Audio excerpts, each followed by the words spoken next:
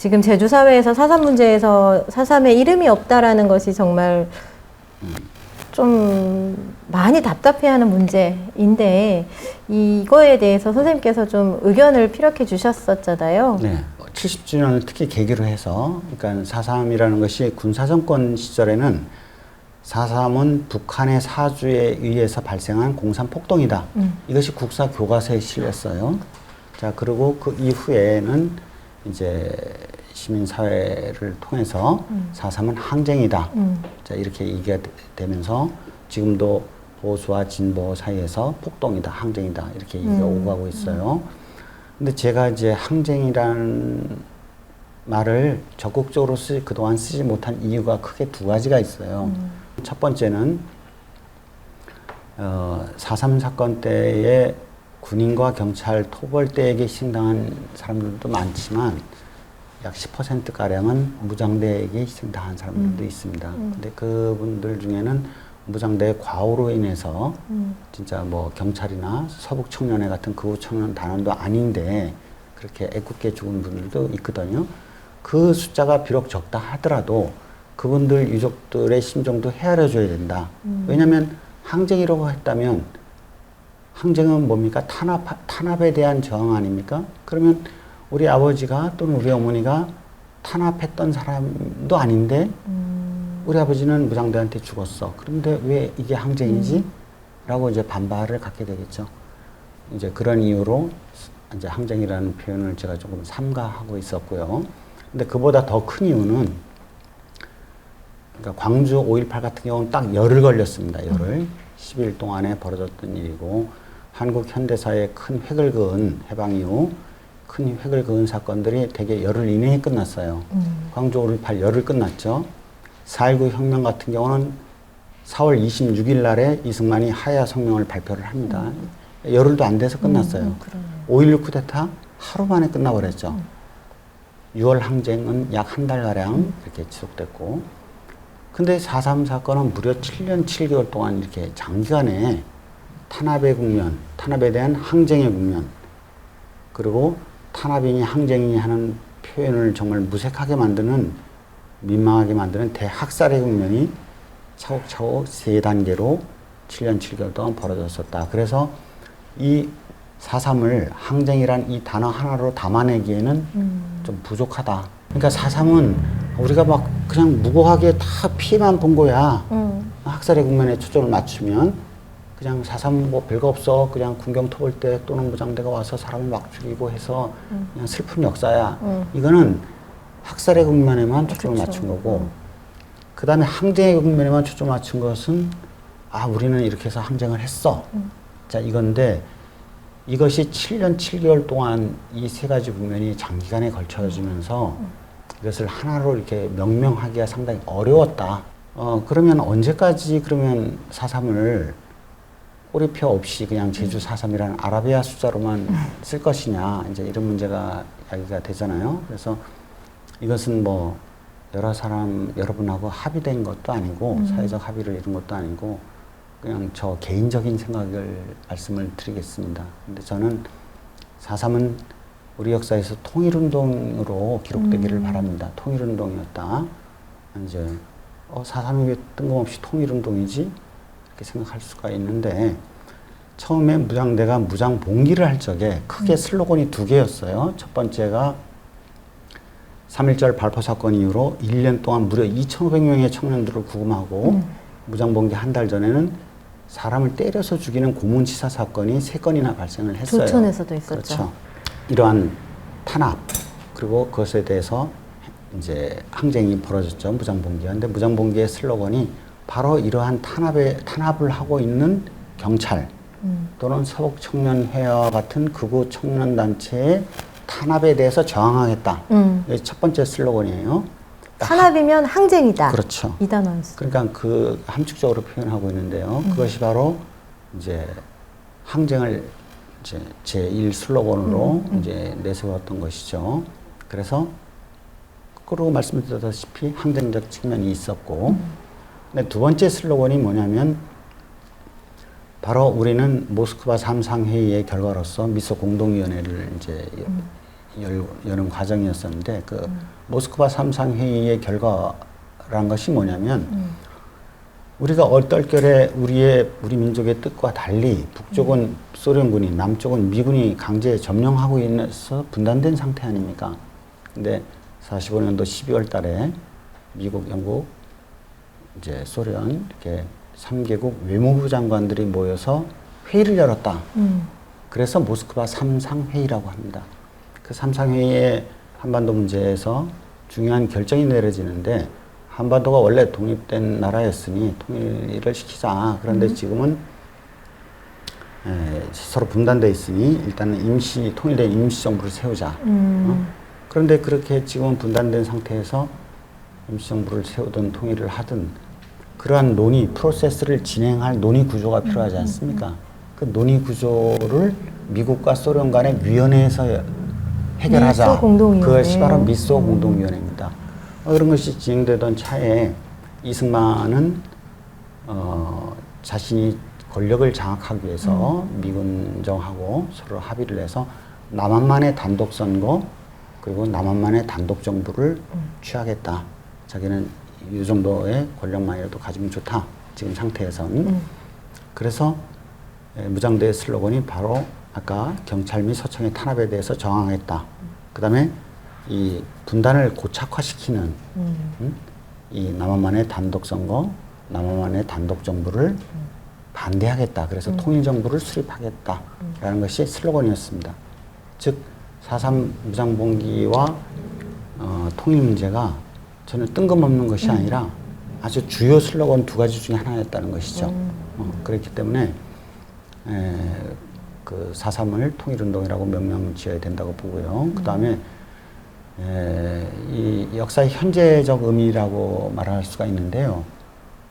지금 우리가 이미 수십 년 전에 독일처럼 통일이 돼서 통일 문제가 우리의 현안이 아니라면 현재적 의미가 별로 이렇게 크지 않다라고 할 수가 있겠죠. 그런데 우리가 알게 모르게 우리 사회의 정점에서 우리를 가장 억누르고 있는 것이 바로 분단 상황이다. 이렇게 얘기할 수가 있다고 봅니다. 어떤 사람들은 독일도 통일했더니 돈 많이 들었다더라. 통일 비용이 굉장히 든다더라. 근데 그런 사람들은 왜 분단 비용을 생각 안 할까요? 그 다음에 이제 정치권에서도 그런 거죠. 서로가 이제 이러한 정책이 좋다. 상대방은 저러한 정책이 좋다. 그 정책 갖고 서로 경쟁을 하고 어떤 것이 유권자인 국민들의 마음을 사느냐에 따라서 집권을 하기도 하고 권력을 내놓기도 하고 이게 정상적 국가의 모습 아닙니까? 근데 우리는 그것이 아니라 자기하고 논쟁하다가 마음에 안 들면 너 빨갱이냐? 또 빨갱이지. 요새는 빨갱이라는 표현 쓰기가 조금 눈치 보여서. 눈치 보이니까 너 종북 좌파지. 그리고 지금도 이제 경험을 했죠. 우리 특히 제주 사람들 같은 경우는 칼기 대한항공에서 폭파 사건이 벌어졌지 않습니까?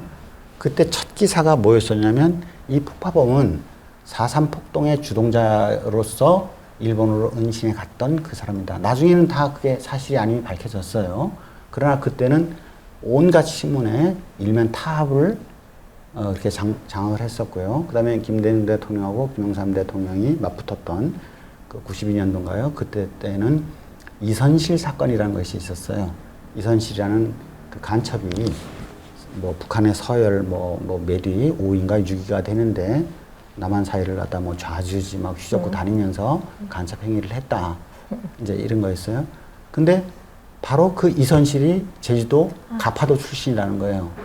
자, 이렇게 했을 때 제주 사람들이 겪어야 될 레드 컴플렉스 이런 것들은 무지무지하게 컸었죠.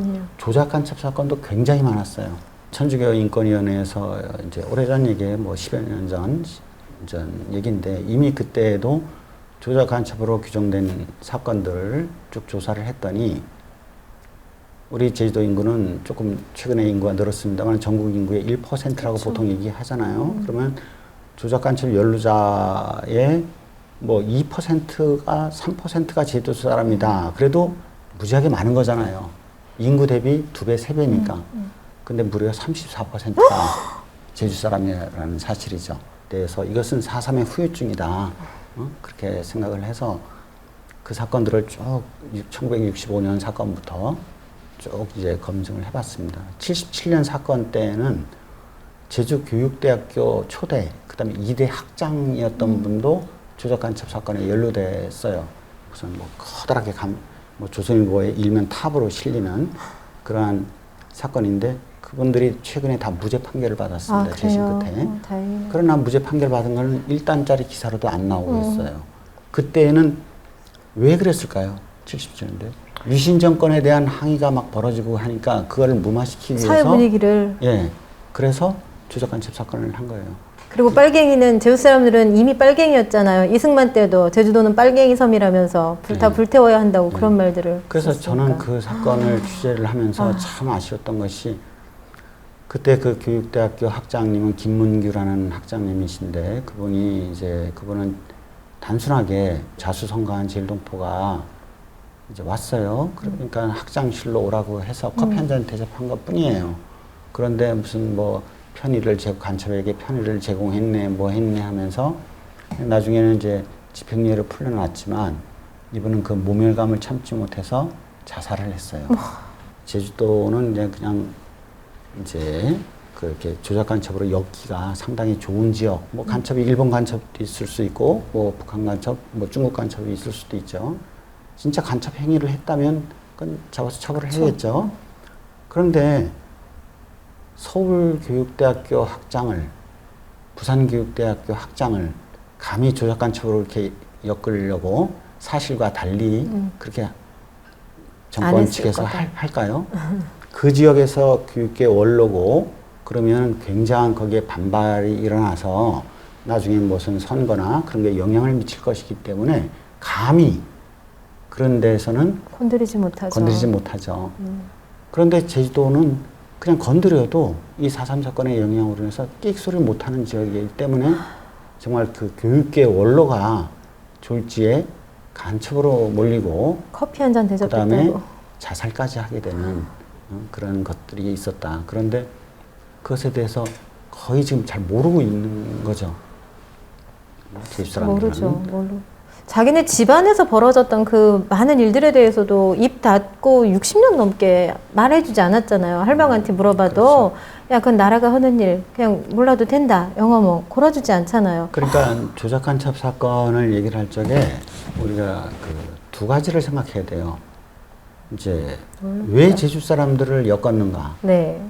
그거는 이제 우리가 그 일제 강점기 때부터 척박한 제주 땅에서 살기가 어려워서 오사카 등재 그 공장지대로 가서 노동자로 일하다가 계속 거기에 이제 살고 계신 분도 계시고 4.3 사건의 학살을 피해서 또 가신 분도 있고 뭐 개 중에는 조총련에 가입한 분도 계시겠죠. 그리고 80년대까지만 하더라도 취업을 못해서 밀양에서 가서 노동자 생활을 하고 오는 분. 거기서 만나다 보면 조총련 사람 만날 수도 있고 누구 집 동네 마을 누구네 아들이구나 이러면서 향후에 갔는데 이 사람은 조총련, 이 사람은 민단. 어느 집 제삿집에 갔는데 이쪽 어느 친척은 조총련. 이게 그 일본 사회거든요. 근데 이제 그 노동자 생활을 하고 돌아온 사람들에게 그렇게 강압적으로 해서 한마디로 조작간첩을, 그리고 4.3 사건이라는 것이 있었기 때문에 이제 조작간첩을 뜬금없이 엮을 수는 없잖아요. 제주도에서 평범하게 그냥 농사만 짓던 사람을 갑자기 간첩이라고 하면 의아하게 생각을 하니까 엮기가 쉬웠다. 그 다음에 제주도는 4.3 사건으로 인해서 정말로 그 심한 레드 컴플렉스에 시달리는 지역이기 때문에 그렇게 정말 제주교육대학교 학장을 엮어도 무방한 그런 약한 도세를 갖고 있었다. 그런데 왜 그럼 굳이 교육대학 학장을 엮었을까요? 그거는 뭐냐? 우리 속된 말로 우리 경찰이 어떤 조폭을 범죄와의 전쟁에서 조폭을 잡았다 그러는데 잔챙이들 몇 명 잡았습니다 갖고 일면 탑 기사가 날까요? 조폭을 두목부터 일망타진했다 그러면서 거물급을 이렇게 했다 해야 이게 좀 언론도 크게 탈 것이기 때문에 이렇게 애꿎은 분들도 발생을 했다. 그분이 재심에서 이제 무죄 받았다는 건 몇 년 전 얘기예요? 최근에 받았습니다. 아, 최근입니까? 최근에. 아까 통일 얘기를 하면서 했었어야 되는데 아까 중간에 말도 나오고. 얘기를 제가 조금 더 마무리를 마무리를 그 얘기로 할게요, 그러면. 아까 이제 정치적으로도 우리가 정상적인 정책 갖고 경쟁을 하고 그런 것이 정상국가의 모습인데 우리는 그것이 아니라 뭐 좌니 우니 아직도 이데올로기 싸움을 하고 논쟁을 하고 있고 심지어는 자기하고 의견이 다른 사람은 좌파, 종북 좌파 이렇게 이제 딱 그 꼬리표를 단다든가 또는 어떤 진보적인 정책에 대해서 좌파 포퓰리즘이다 이렇게 얘기를 하고 있어요. 난 그런 사람들이 저 북유럽의 사회복지가 잘 돼 있는 나라를 보면 도대체 어떤 나라라고 얘기할지나 그게 궁금해요. 그러네. 그 다음에 이제 사회적으로도 마찬가지죠. 이게 이제 어떤 뭐 정말 허무한 그런 논쟁. 그 다음에 경제적으로도 아까 국방비 얘기도 했었지만 우리가 분단 때문에 들어야 되는 이런 비용들이 많고요. 그 다음에 우리가 남북이 통일되면 그리고 무엇보다도 당장 통일이 안 되더라도 종전협정만이라도 돼서 그렇죠. 전쟁으로부터의 위협, 전쟁으로부터의 공포만이라도 벗어난다면 우리 경제는 활성화될 것이다. 사회적으로 그래요. 저가 무슨 여기서 이런 얘기를 하고 무슨 글을 쓰다가 어이씨 이거 누가 나 국가보안법으로 고발하는 거 아니야? 그렇게 하는 것이 그러니까 우리의 문화 정신 세계를 옥죄고 있는 것 이게 다 모든 것이 분단이기 때문에 벌어진 것이다. 다시 말해서 정치, 경제, 사회, 문화 모든 면에서 자잘하게 영향을 끼치고 주고받는 건 많지만 가장 정점에서 가장 큰 규정력을 갖고 있는 것은 바로 분단 상황이다. 그래서 이 시대를 분단 시대라고 명명한 역사학자도 있어요. 자, 그럴 때 저는 그런 얘기를 하는데 봉건 시대 사람이 태어나면서부터 신분이 갈려요. 양반인 상놈이니 아무리 똑똑해도 양반이 아닌 사람은 관료가 될 수가 없고 아무리 멍청해도 왕의 아들은 왕이 되고 이런 신분제 사회 이 봉건 시대의 시대적 과제도 짜잘한 시대적 과제 있지만 가장 큰 시대적 과제가 뭐겠어요? 봉건 타파라고 생각합니다. 봉건 타파. 네. 그 다음에 일제강점기 때는 우리가 일제에 침탈을 받아서 각종 그 탄압을 받고 전쟁에 끌려가기도 하고 징용으로 끌려가기도 하고 독립운동을 하다가 이렇게 죽기도 하고 일제 압제를 받고 있을 때를 일제강점기라고 해야 하는데 일제강점기의 시대적 과제라고 바로 독립운동, 민족해방투쟁이 바로 시대적 과제라고 할 수가 있겠죠. 근데 우리를 이렇게 옥죄고 있는 이 시대를 분단 시대라고 명명하는 것에 동의를 한다면 이 시대의 가장 큰 역사적 과제는 분단 극복, 즉 통일이다. 평화 통일이다. 이렇게 얘기를 하고 싶은 겁니다. 그리고 제주 4.3은 바로 이 분단이 고착화되는 것. 결국은 38선이 휴전선으로 완전히 고착화됐지 않습니까? 이 분단이 고착화된 것을 막기 위해서 사실은 전국적으로도 분단 반대 운동은 벌어졌어요. 그런데 이제 제주가 그걸 아주 선명하게 드러내고 이렇게 분단 반대 운동을 했다는 것은 4.3에 있어서 커다란 의미가 있다. 그래서 4.3 통일운동이었다. 이렇게 말하고 싶습니다. 그 50 단독 선거 반대하면서 동네 사람들 막 뭐 애기들 등에 지고 솥단지 지고 소 끌고 막 한라산 오르는 사진이 있잖아요. 저는 그걸 보면서 뭔가 그 피해자 4.3은 너무 슬퍼, 너무 피를 많이 당했으면 하다가 그 사진을 보면서 뭔가 마음속에 불룩불룩 뭔가 느껴졌었어요. 4.3에 대해서 너무 막 갈등이 생길까봐 주저하거나 저 사람이 내 생각과 다르면 어쩌지라고 말을 꺼내지 못했던 적도 많은데 오히려 더 많이 얘기하고 더 많이 이야기 듣고 이런 자리가 진짜 필요하겠다라는 생각이 드네요.